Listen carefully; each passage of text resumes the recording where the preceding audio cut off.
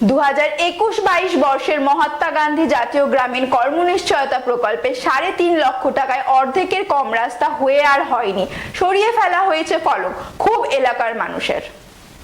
দক্ষিণ 24 পরগনার মগরাহাট পশ্চিম বিধানসভা কেন্দ্রের ইয়ারপুর গ্রাম পঞ্চায়েতের বলরামপুর গ্রামের পূর্ব পাড়ায় একটি মাটির রাস্তা কংক্রিটের ঢালাইয়ের জন্য বরাদ্দ হয়েছিল 3.5 লক্ষ টাকা।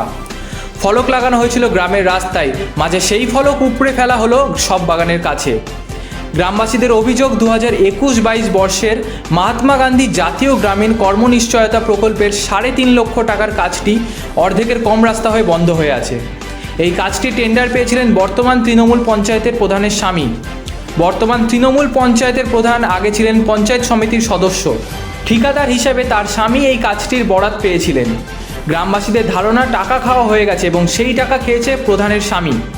ক্ষোভে ফুঁসছে গ্রামবাসীরা, তাদের দাবি অবিলম্বে রাস্তা তৈরি করুক প্রশাসন। 2021-22 অর্থবর্ষে এই রাস্তাটা এনআরজিএসের টাকায় পাস হয়েছিল।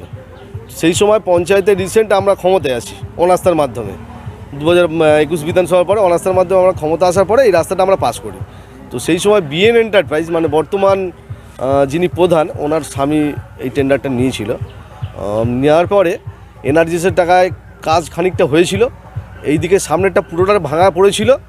পাশে বল্লা পাইলিং করে এনআরজিএসের টাকায় মাটি ফেলার পরে, জব কার্ডের টাকায় মাটি ফেলার পরে রাস্তাটা সেই সময় কাদা ছিল, তো ওই সময় ঢালাইটা করা হয়নি, মানে করতে পারেনি উনি। তো তারপরে আমরা বারবার ওনাকে বলেছিলাম এবং এই মানে বাড়ির লোকেরা সবাই গেছিল, আমিও ছিলাম পঞ্চায়েতে প্রধানের কাছে গেছিলাম। ওনারা আশ্বাস দিয়েছে যে রাস্তাগুলো আগে শুকনো হোক, তারপরে আমরা রাস্তাটা করে দেবো। যেহেতু এনআরজিএসে পাস হয়েছে, তারপর তো জব কার্ডে এনআরজিএসের টাকা বন্ধ, সব জানেন আপনারা, তো বন্ধ সেই জন্য হয়নি। আদৌ হবে? হ্যাঁ, রাস্তাটা তো আমরা প্রধানের কাছে রিসেন্ট মাসখানেক আগে গেলাম, বললো তো আমরা রাস্তা করে দেবো। আর রিসেন্ট এনআরজিএস বলছি জব কার্ডের টাকা ছেড়েছে, যেহেতু জব কার্ডে মাস্টার রোল হয়েছিল এগুলো, সেই সুবাদে কীভাবে কী করবে উনি জানেন। এবার মোটামুটি আমরা যা গিয়েছিলাম উনি বলেছে আমরা করে দেবো। আমার জানা নেই ভাই, আমার একটু জানা নেই। যারা আমার মগরাহাট পশ্চিমের রাস্তা বলো, টিওয়াল বলো, যারা জানাচ্ছে কোনো অসুবিধা হয় না। হয়তো হয়েছিল, একটা পঞ্চায়েত সমিতি করেছিল, এটা খোঁজ খবর নিতে হবে। আমাকে এমন কেউ রিপোর্ট করেনি, যাই কোথায় আমি খোঁজ নিয়ে দেখব।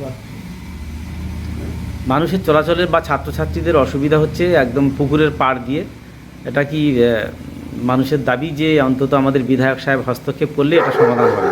দেখে নেবো। আমার বলছি তো আমার কোনো অসুবিধা নেই। আমাদের পথশ্রী রাস্তা থেকে এমএলএ ল্যান্ড থেকে প্রায় মগরাহাট পশ্চিমে কোনো রাস্তা বাকি নেই। যারা আমাকে রিপোর্ট করছে বা দলগত বলছে সবই কাজ করছে একসঙ্গে। 4.5 কোটি টাকার কাজ লাগছে, 4.5 কোটি টাকার কাজ লাগছে। হয়তো হতেই পারে কোনো জায়গায়, তবে তার খোঁজ না আমার জানা নেই, খোঁজ নিয়ে দেখবে। আমার এলাকার গরিব লোকেরা, খুব গরিব এলাকা, যাতে লোক কষ্ট না পায় হাঁটার থেকে, রাস্তা থেকে, বিদ্যুৎ থেকে, সেটা আমি প্রায় লক্ষ্য করি।